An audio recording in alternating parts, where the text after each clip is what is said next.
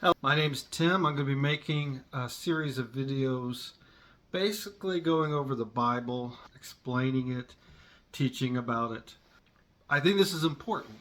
I've seen a lot of different videos out there about the Bible, but they tend to be either very religious, pushing a point of view, trying to convince you that they're right, giving you their perspective. And then the other side of that is I see a lot of people very critical of the Bible, trying to explain to you why you shouldn't listen to the Bible, why you can't believe the Bible.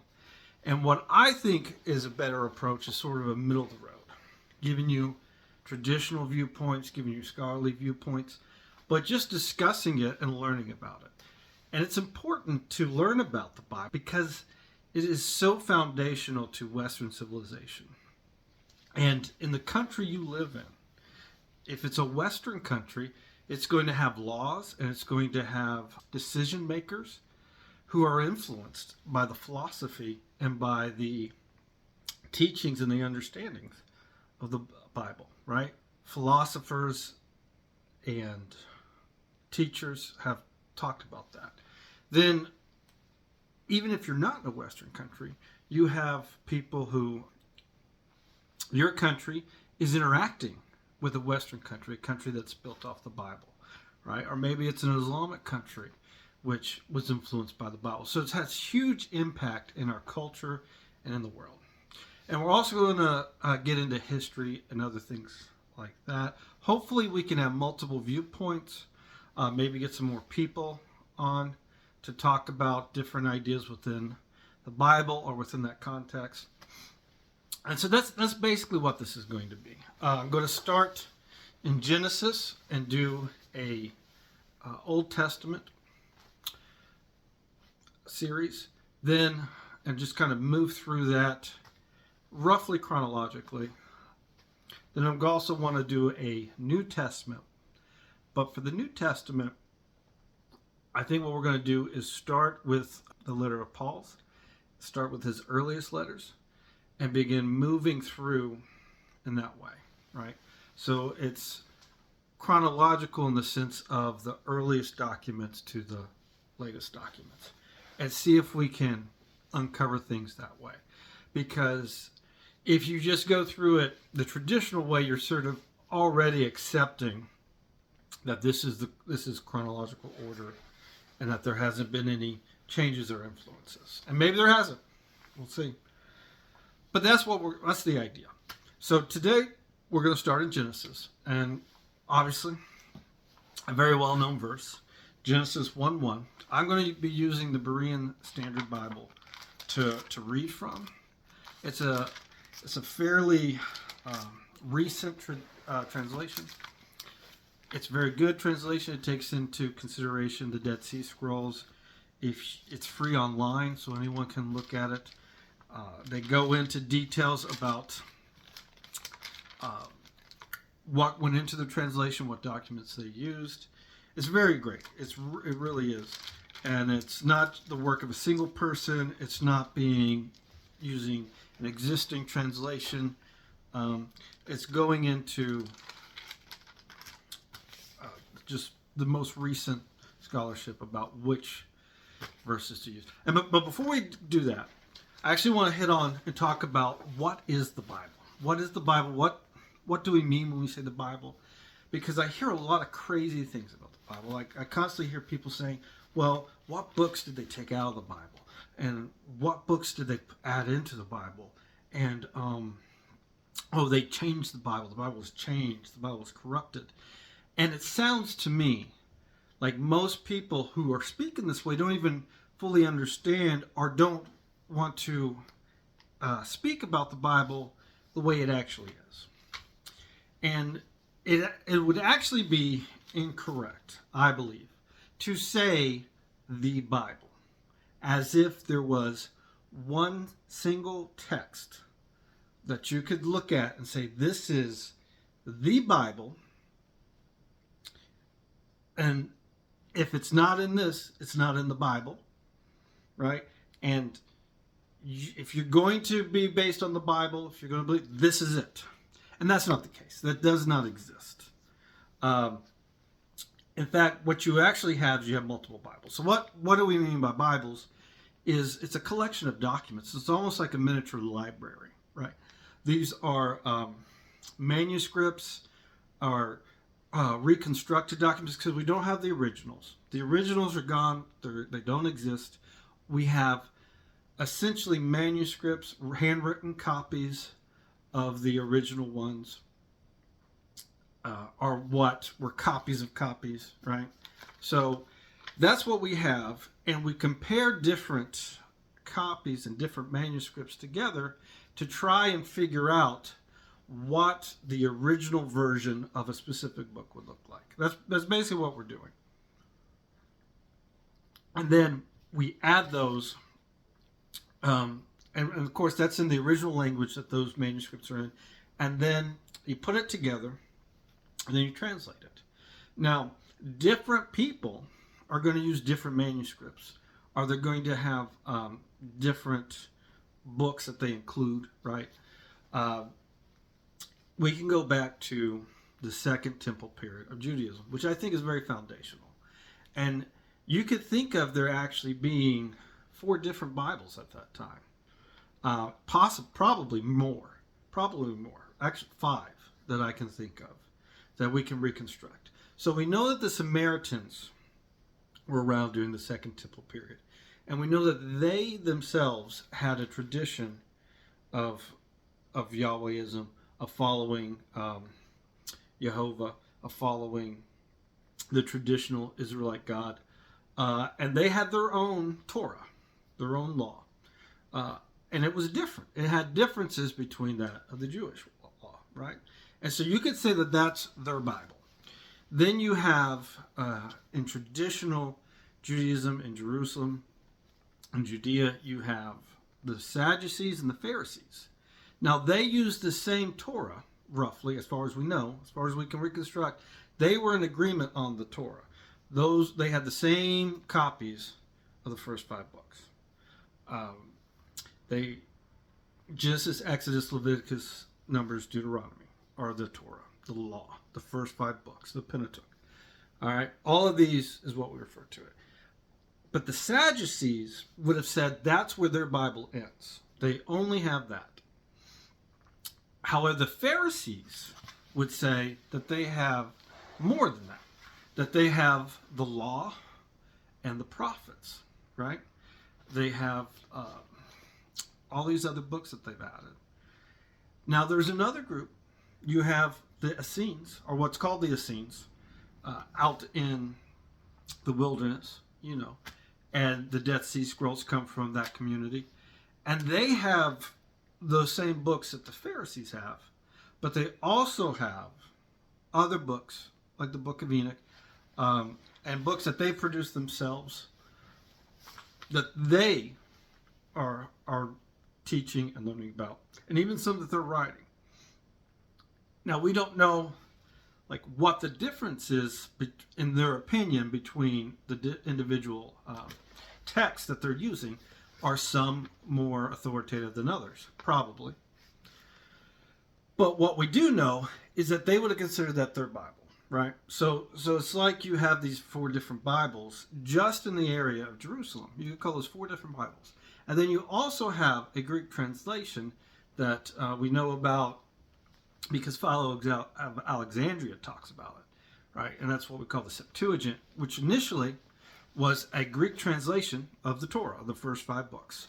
Other traditional books of Judaism were also translated into Greek and added to the Septuagint. And so the modern Septuagint that you would find has more than just the law in it. But you could consider that a different Bible because it's a translation into a different language. And it has disagreements with the Masoretic text, which we believe is what the Pharisees and Sadducees had. We don't know that for sure, but that's what is claimed. And there's also difference with the Samaritan Torah. So we know that there's different Bibles. Come to modern day, you have a traditional Bible that you would buy that's roughly, you could call it a Protestant Bible. And then you have a Catholic Bible and Orthodox Bible, and they have different texts in it. So the idea that there is ever one Bible, or this is the Bible, and someone sat in a room and said, nope, we're going to take this and change it, that never really happened. What you really have is you have these texts being created over time and communities adding to them and choosing what they value, what's important to them. They add these to their scriptures, to their sacred texts. They might change them. They might, translate them, right? If it's in an older language, if they have an older copy, they might update the language, right?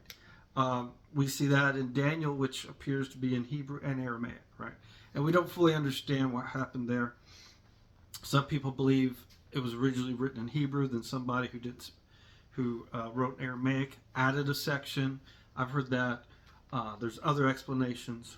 But we can see changes over time. So something's happening there. And it's reasonable to think that we know that language changes over time. And so after a couple hundred years, you might update the text. And that could create some of the changes. So this happened in the Christian tradition as well. They took for granted that the Pharisees were the primary Jewish tradition to survive coming out of the destruction of the temple, the end of the Second Temple period. And early Christians tended to adhere to the idea of the Old Testament Bible, the Hebrew Bible, from what they would have considered it as well, right? A lot of times they have the Septuagint instead, which has some differences. So they're either adhering to the Pharisee or they're adhering to the Septuagint. And why those differences are there, we don't fully know. But that's what they're looking at. So they're taking what has already kind of been established as a tradition of these are books that we consider to be scripture. And then they start adding to them. Each different church, each different community of Christians begins adding what they think is important. And maybe what they have access to. Now, this idea of a set Bible kind of comes when we're actually talking about a canon. So the Catholic Church, the Orthodox Church, they have a set canon of what is inside the Bible. And their canon, I'm pretty sure they consider it to be closed. So you can't add into it, you can't take away from it. And they did have councils where those decisions were made, where they said, this is in and this is out. But that was the canon of the Bible. That wasn't creating the Bible. The Bible existed before that. And different people had different opinions about the Bible. But they said, we're going to create a canon, and this canon is official.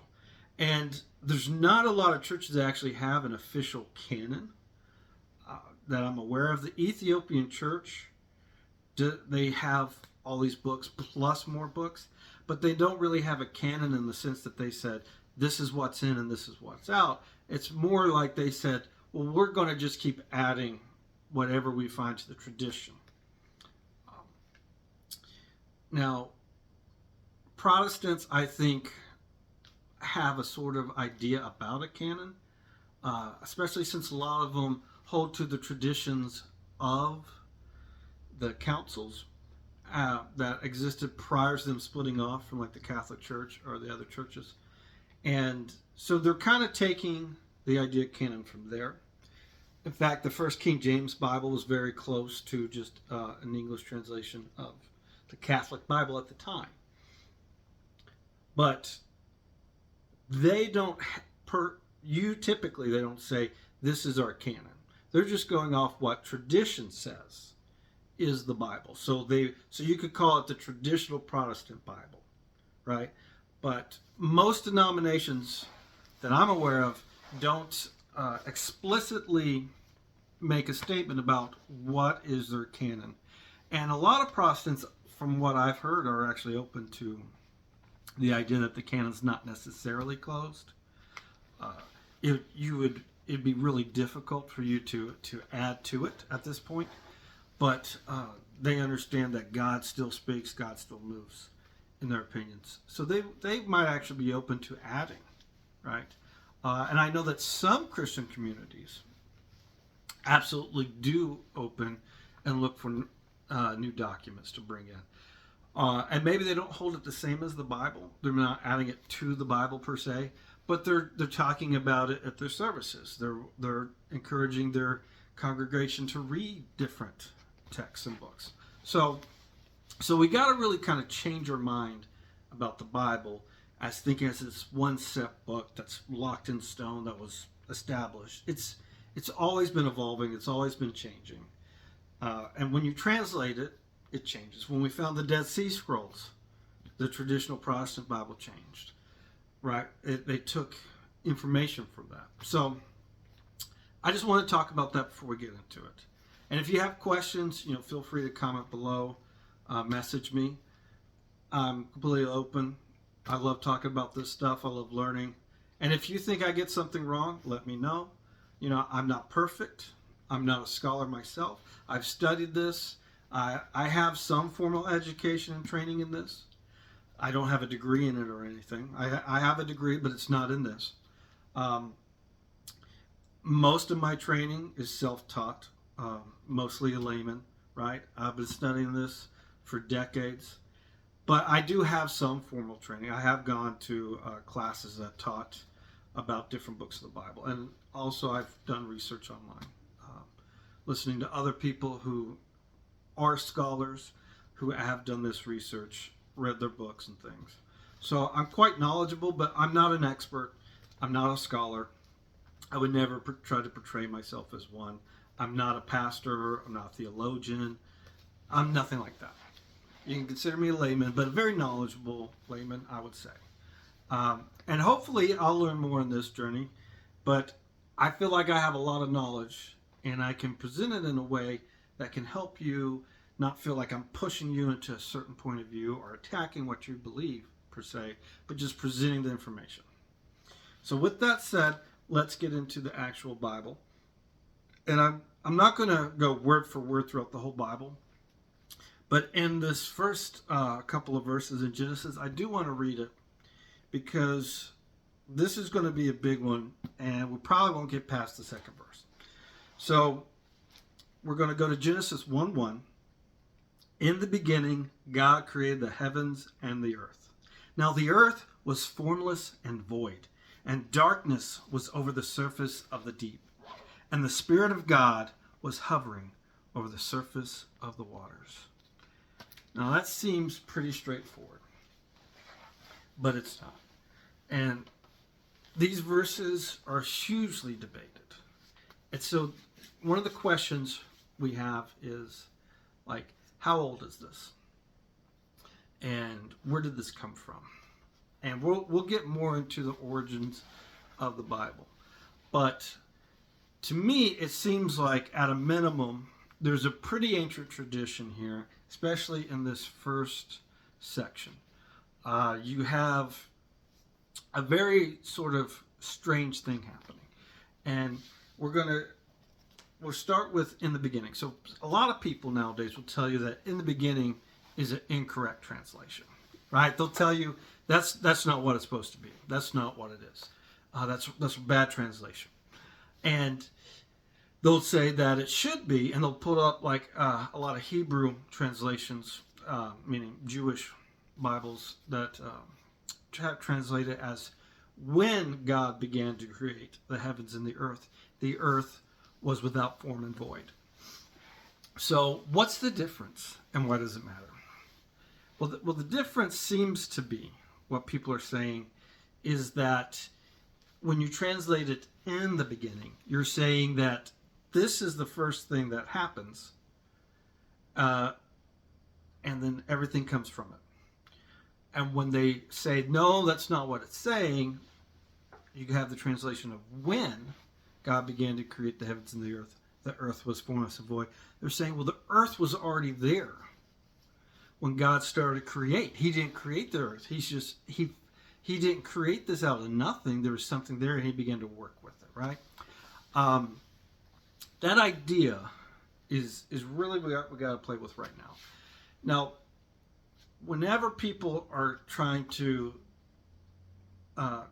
talk about this, they usually have an agenda. There's usually something that they're trying to go after. The traditional view, and the view that most translators have gone with since the Septuagint. The Septuagint, as far as I know, I'm not a Greek expert, but it seems to be saying in the beginning.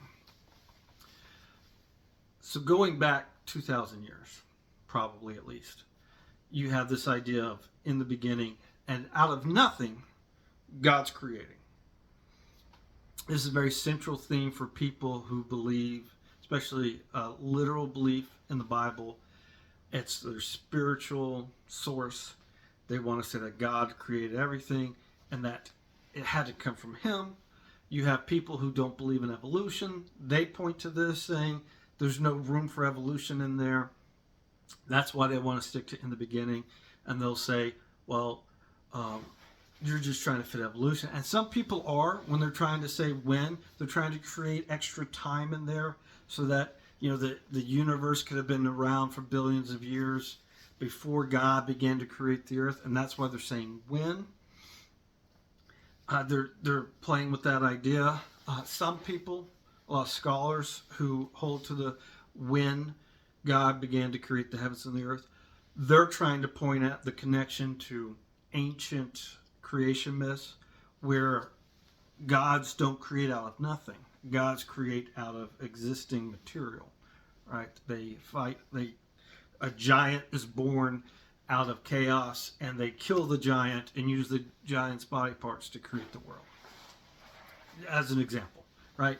So they're saying, well, this is actually God creating from stuff that's already there in the typical mythological manner.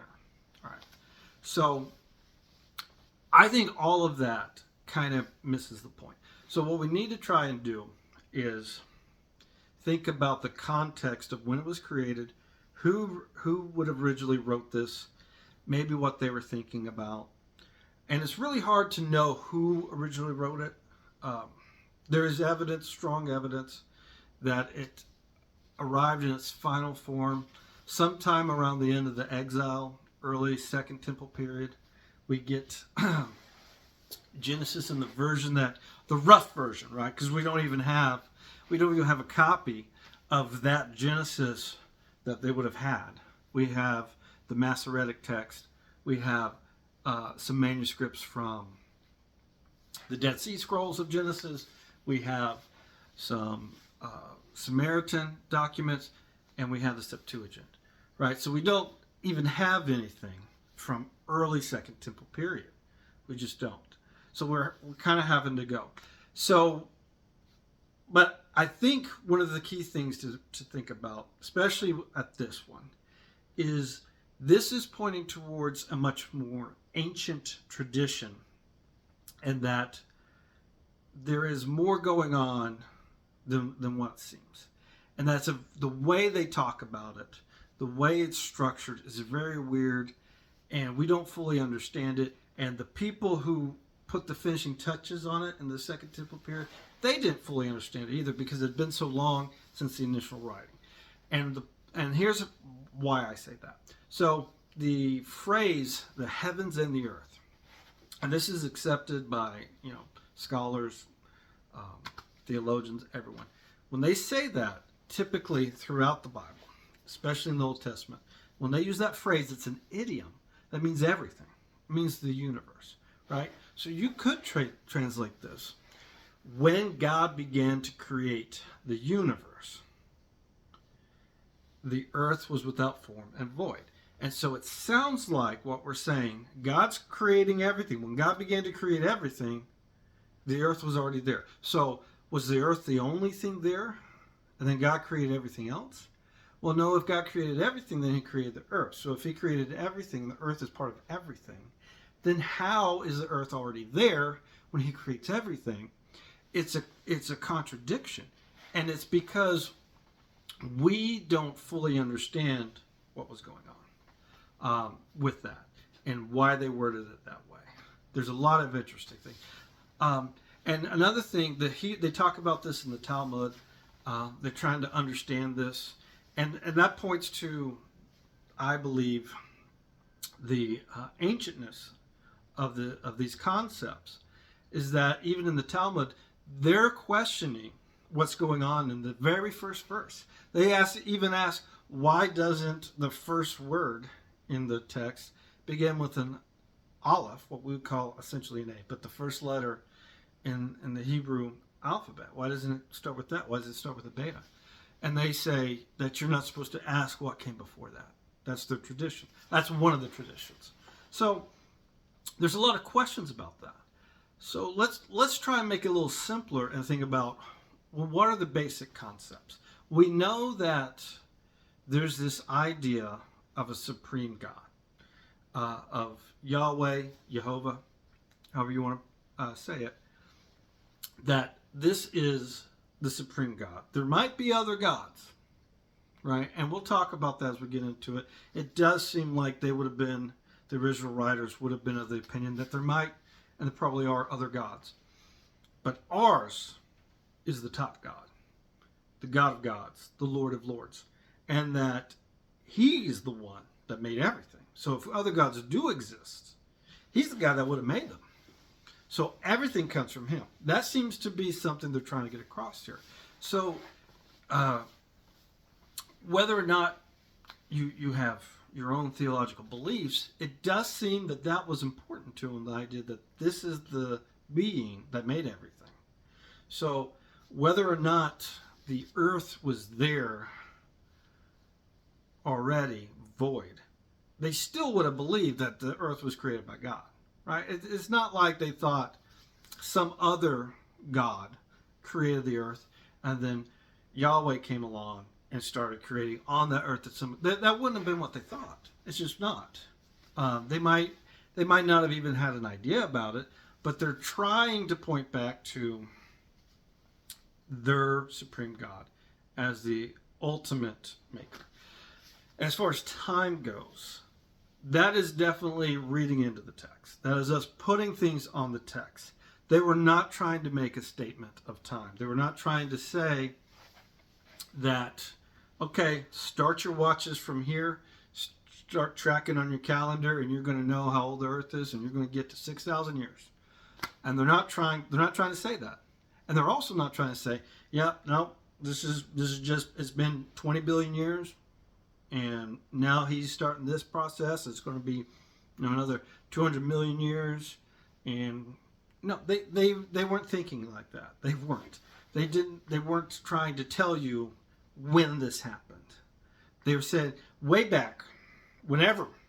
It's almost like they're saying, whenever the beginning of creation was, whenever everything was created, it was Yahweh who created it. It was our God who created it. He's the original creator. That's the whole point. If you read anything beyond that, you're reading into the text. And you might have good reasons to. You can point to other things elsewhere in the Bible, and you can say, I believe that this is alluding to this aspect later in the Bible. And you might have some really valid reasons for that. You might. I'm not going to tell you you're wrong. But if you just take it just as it is, not adding into this text, just looking at this section by itself, letting it speak for itself, it seems pretty clear. They're not trying to make a statement of time in this text. They're saying, whenever the beginning of everything was, God was the one who made it. That's it. It's very simple. And I think they do have an idea that it's probably ex nihilo, right? The idea that it's out of nothing. The other way you could say it, the only other thing they could be thinking of, and as we get further, I'm going to provide some evidence for this. I think the only other thing they could be thinking of is out of chaos, God created it. But I don't know, like philosophically, like how you would parse down the difference between nothingness and chaos in the ancient Israelite mind, right? Or even in other mythological traditions. I don't think they thought about it in those terms. They didn't have the understanding of the void of space and outer space and what it was like. They didn't know anything about that. They didn't know that there was like vacuum, right? Where nothing's there. Uh, they even in the sky, they, you know, that can kind of be like an emptiness, I guess. That'd be the closest, but you know, they can feel the wind, so they know the wind is there. They know that birds are there, so they don't even think of the sky as completely empty. Um, they think of spirits being there. So, well, I'm going to end it there for now. We'll continue on with verse 2 next time. I want to thank you guys for watching my first YouTube video. I really appreciate it. I hope you enjoyed yourself. And please support the channel, like, share, and subscribe. We'll see you next time. Bye.